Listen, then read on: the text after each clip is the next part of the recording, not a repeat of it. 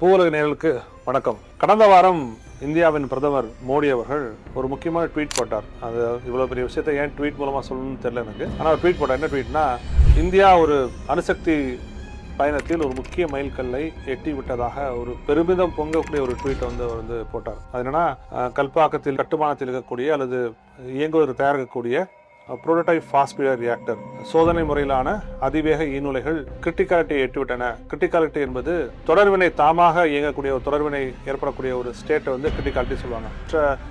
Exterior help இல்லாமல் அந்த தொடர்வினை வந்து அதுவே சஸ்டெயின் ஆகக்கூடிய ஒரு ஸ்டேஜ் அடைவது தான் அந்த கிரிட்டிகாலிட்டி நம்ம வந்து சொல்கிறது. அதை எட்டி விட்டதாக பெருமையுடனும் பெருமிதத்தோடும் அவர் தெரிவித்தார். உண்மையில் அது பெருமிதமும் பெருமையும் பெறக்கூடிய விஷயமா என்று பார்த்தால் நிச்சயமாக இல்லை. அதுவும் நான் அதற்குள்ளாக சொல்வதற்கு முன்பாக தமிழ் மக்களை, தமிழ்நாட்டு மக்களை சோதனை எலிகளாக பயன்படுத்தக்கூடிய ஒரு அறிவிப்பு தான் இந்த அறிவிப்பாக நாம் பார்க்க முடியும். பிரதமர் அவர்கள் செய்த அறிவிப்பு என்பது 8 கோடி தமிழ் மக்களை சோதனை எலிகளாக மாற்றக்கூடிய ஒரு அறிவிப்பாக தான் நாம் பார்க்க முடியும்.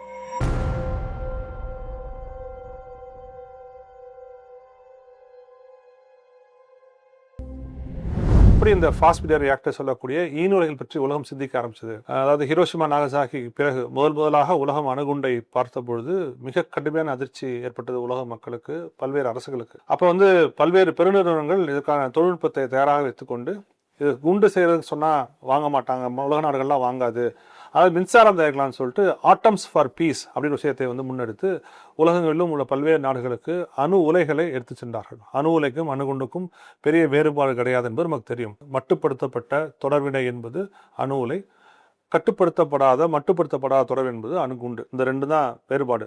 இங்கே வந்து ஒரு இயந்திரம் வந்து அதை மட்டுப்படுத்தி, தொடர்பினை மட்டுப்படுத்தி நமக்கு வந்து மின்சாரம் தயாரிப்பதற்கான விஷயங்களை வந்து செய்துட்டு. அப்போ உலகம் வந்து யுரேனியத்தை பயன்படுத்தி மின்சாரம் தயாரிக்க ஆரம்பித்த பொழுது 1950களில் இந்தியா வந்து 1949லேயே டிபார்ட்மெண்ட் ஆஃப் அட்டாமிக் எனர்ஜியை உருவாக்கி அப்பொழுது இருந்த டிஏஇ சேர்பர்சன் திரு ஹோமி பாபா அவர்கள் இந்தியாவிற்கு 3 கட்ட அணுசக்தி திட்டத்தை அறிவித்தார். இந்த காலகட்டத்தில் அறிவித்ததற்கான தேவை நம்மளால் புரிந்து கொள்ள முடியுது. ஏனென்றால் யுரேனியத்தை பயன்படுத்தி அணு உலையை இயக்குவது என்பது மிகவும் பிரபலமாகி வந்து கொண்ட காலகட்டத்தில் இந்தியாவில் மட்டுமல்ல உலகெங்கிலும் சரி யுரேனியத்தோட டெபாசிட்ஸ் வந்து மிக அதிகமாக கண்டறியப்படவில்லை.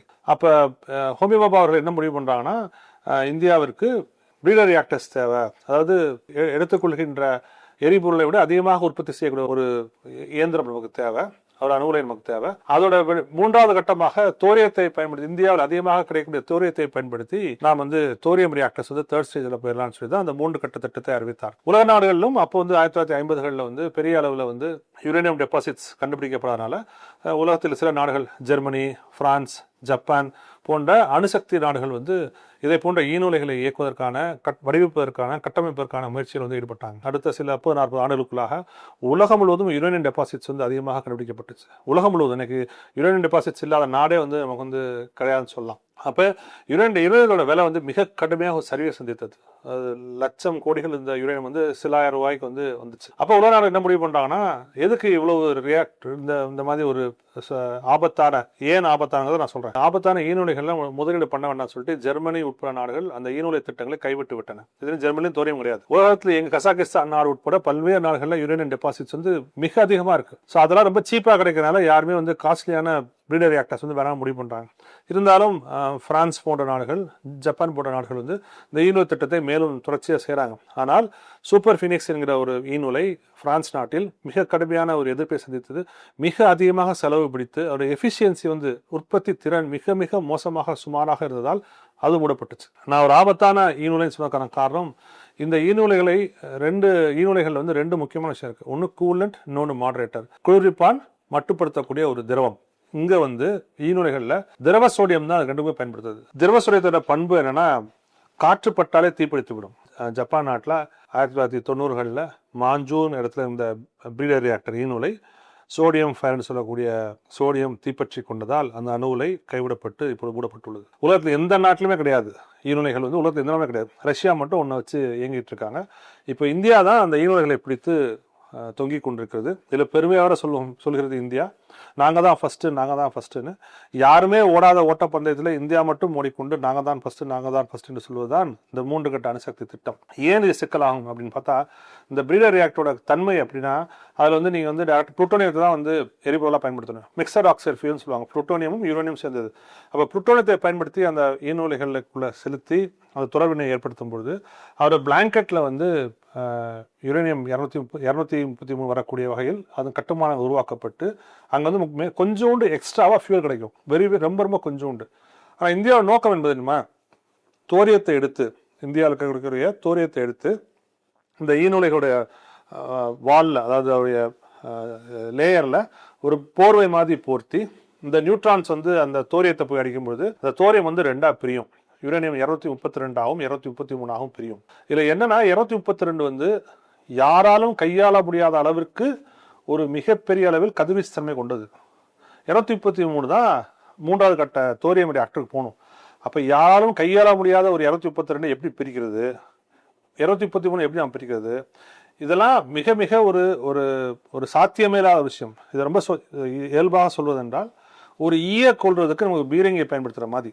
ஏன் ஈயை கொள்வதற்கு பீரங்கியை பயன்படுத்த போகிறோம்? நம்ம மின்சாரம் தயாரிப்புக்கு இவ்வளோ சுத்தணுமா அப்படின்னு கேள்வி இருக்கும். இன்னைக்கு வந்து சோலார் எனர்ஜி சிஸ்டம்ஸும் பேட்டரி எனர்ஜி சிஸ்டம்ஸும் விண்மில்லும் அவ்வளோ வந்துருச்சு. நமக்கு பேட்டரியோட எஃபிஷியன்சி, பேட்டரியோட அளவு வந்து கிகாவாட் லெவல் பேட்டரிஸ்லாம் வர ஆரம்பிச்சிருச்சு. மெகாவாட்டில் கிகாவாட் லெவல் பேட்டரிஸ்லாம் வர ஆரம்பிச்சிருச்சு. ஸோ பேட்டரியை பகல் முழுக்க சூரிய சக்தி இருக்குது, எடுத்து ஸ்டோர் பண்ணிட்டு மாற்றிட்டு போனோம்னா முடிஞ்சு போகிறோம். இந்த மின்சார தயாரிப்பிற்கு இவ்வளோ சுத்தணுங்கிற கேள்வி தான் நம்ம கேட்க வேண்டிய தேவை இருக்குது. 2013 குஜராத்தில் மித்தி விருதியில் வந்து அணுலைகளை அமைக்க வேண்டும் என்று முடிவு செய்த போது அது மக்கள் மிகப்பெரிய போராட்டத்தை முன்னெடுத்தார்கள். அப்போது முதலமைச்சராக இருந்த திரு விஜய் ரூபானி குஜராத் மாநிலம் பாவநகர் மாவட்டம் மித்தி விருதியில் இப்போது மட்டுமல்ல எப்போதும் நாங்கள் அணுலைகளை அமைக்க மட்டும் சொல்லிட்டு சென்னைக்கு வந்து ஈநூலைகள் வந்து அணுலைகளை விட ஆபத்தான ஈநூலைகள் வந்து கிரிட்டிகாலிட்டியை ரீச் பண்ணிச்சு பிரதமர் சொல்வது எப்படி பெருமிதமாக இருக்க முடியும்? எது குஜராத் மக்களுக்கு நன்மை கிடையாதோ அதுதான் தமிழ்நாட்டு மக்களுக்கு நன்மை கிடையாது. அப்போ குஜராத் மக்களுக்கு ஒரு நியாயம், தமிழ்நாட்டு மக்களுக்கு ஒரு நியாயம் என்ற கேள்வியை தான் நம்ம கேட்க முடியும். இங்கோட ஆபத்து முடிந்தவில்லை. இது ஒரு FBR மட்டும் சென்னையில் கல்பாக்கத்தில் கிடையாது. 2 CFBR வந்து கல்பாக்கத்தில் போட போகிறாங்க. கமர்ஷியல் ஃபாஸ்ட் பீடர் ரியாக்டர்ஸ் போட போகிறாங்க. ஒன்று வந்து புரோட்டோடைப், ஒரு மாதிரி அதிவேக ஈநூலை, அதான் 500 மெகாவாட்டு, அதான் பிரதமர் வந்து அறிவிச்சார். இந்த மாதிரி அதிவேக ஈநூலை செயல்பாட்டுக்கு வந்த பிறகு மேலும் 2 வணிக ரீதியிலான ஈநூலைகளை கமர்ஷியல் ஃபாஸ்ட் பீடர் ரியாக்டர்ஸ் வந்து சென்னையில் கட்ட போறாங்க, வேற எங்கேயும் இல்லை, சென்னையில். அப்போ 3 ஈநூலைகள் இயங்கக்கூடிய ஒரு நகரமாக சென்னைக்கு மிக அருகாமைக்கு கல்பாக்கம் மாறும். உலகத்தில் எந்த நாட்டிலும் எந்த நகரத்திலும் ஒரு ஈநூலைக்கு மேலே கிடையாது. ரஷ்யாவில் ஒன்னே தான் இருக்குது, இயங்கிக்கிட்டு இருக்குது. வேற எங்கேயும் அங்கே இன்னும் செகண்ட் கிடையாது. ஆனால் சென்னைக்கு மிக அருகாமையில், இந்த ரியல் எஸ்டேட் விளம்பர மாதிரி நினச்சிக்காங்க, இது சென்னைக்கு மிக அருகாமையில் இருக்கக்கூடிய கல்பாக்கத்தில் ஒரு சோதனை அளவிலான ஈநூலைகள் இல்லாமல் 2 வணிக ரீதியிலான ஃபாஸ்ட் பீடர் ரியாக்டர்ஸை இந்திய அணுசக்தி கழகம் அதற்கான பூர்வாங்க பணிகளை துவக்கியுள்ளது. அப்போ இது ஒட்டுமொத்தமாக ஒரு 8 கோடி தமிழ் மக்களையும் சோதனை எலிகளை, இந்த சோதனை அளவிலான இந்த ஃபாஸ்ட் பீடர் ரியாக்டர்ஸ் வந்து ஒழுங்காக வேலை செய்தா இல்லையான்னு பார்ப்பதற்கான முதல் திட்டம் தான் மோடி அவர்கள் அறிவித்த அந்த கிரிட்டிகாலிட்டி ரீச் பண்ணி சொல்றாரு. அப்போ தமிழக மக்களுக்கும் தமிழக அரசுக்கும் தமிழ்நாட்டில் அனைத்து அரசியல் கட்சிகளுக்கும் நாங்கள் கோரிக்கையாக வைப்பது, உலகமே கைவிட்டுவிட்ட ஈநூலைகளை இந்தியா மட்டும் ஏன் பற்றி கொண்டு தொங்க வேண்டும்? அதுவும் குறிப்பாக 1.5 கோடி மக்கள் 2 கோடி மக்கள் வாழக்கூடிய கல்பாக்கத்திற்கு எதற்காக 3 ஈநூலைகளை அமைப்புக்கான அனுமதியை நாம் வழங்க வேண்டும் என்ற கேள்வியை நாங்கள் கேட்க விரும்புகிறோம். மின்சாரம் தயாரிப்பதற்கு நமக்கு ஆயிரக்கணக்கான வழிகள் இருக்கின்றன. பாதுகாப்பான மின்சார தயாரிப்பை நாம் உறுதி செய்ய வேண்டும். அதில் நமக்கு மின்சாரம் தேவை, யார் மின்சாரத்தை வேண்டாம் என்று சொல்லவில்லை. ஆனால் இப்படிப்பட்ட ஆபத்தான ஈநூல்களை பயன்படுத்தி மின்சாரம் தயாரிப்பதை விட solar systems, solar energy, battery storage systems, wind energy போன்ற பல்வேறு மாற்று வகைகளை வைத்து நாம் மின்சாரம் தயாரிக்க முடியும். இந்த திட்டத்தை கைவிடுவதற்கான அழுத்தத்தை தமிழ்நாட்டில் உள்ள அனைத்து அரசியல் கட்சிகளும் கொடுக்க வேண்டும் நாங்கள் கோருகிறோம். அனைத்து சமூக இயக்கங்களும் அரசியல் இயக்கங்களும் இதற்காக குரல் கொடுக்க வேண்டும் என்று நாங்கள் கேட்டுக்கொள்கிறோம். நன்றி.